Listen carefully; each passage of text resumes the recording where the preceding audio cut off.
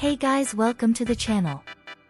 So on a random Tuesday on a very ungodly hour I had a very original idea to tier rank some of the books I have read even though I am on a reading slump like half of the year. Anyways, let's get started.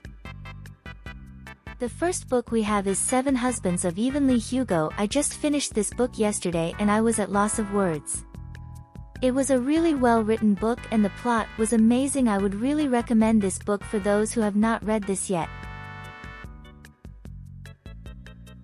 Next we have The Duchess. I know many people don't like this book because of the poor writing and because of the repetitiveness. Honestly, I read this book like years ago so I don't remember much, but it was definitely something middle school me would have liked.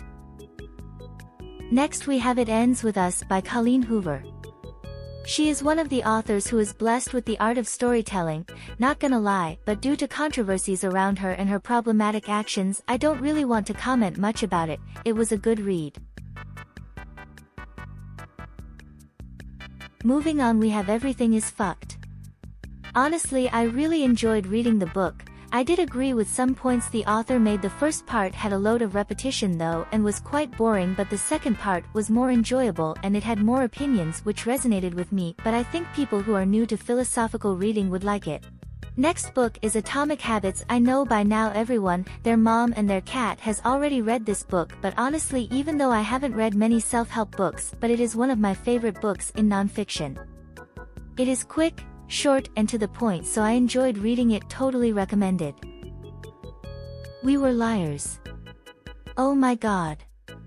I really don't know why I read this book even though my friends told me not to. Should have listened to them. Honestly, it felt like very poorly written fanfiction.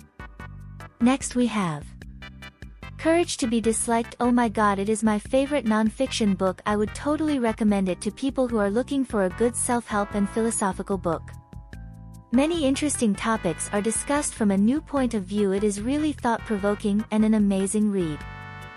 Next we have The Midnight Library. In my opinion, it was an oakish book as theme of the book is something we all can relate to, like thinking about how missed opportunities would have led us to totally different life.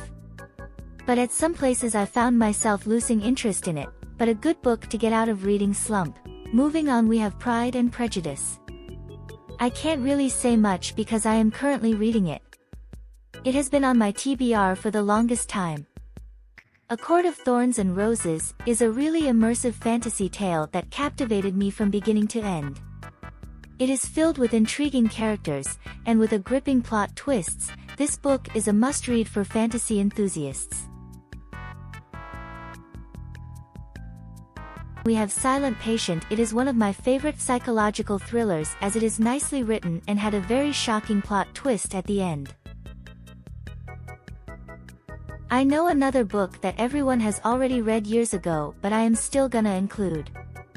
I really like this book. Like, it is very well written by the author and has very interesting storyline. By now a load of people have read it, so it don't require more explaining.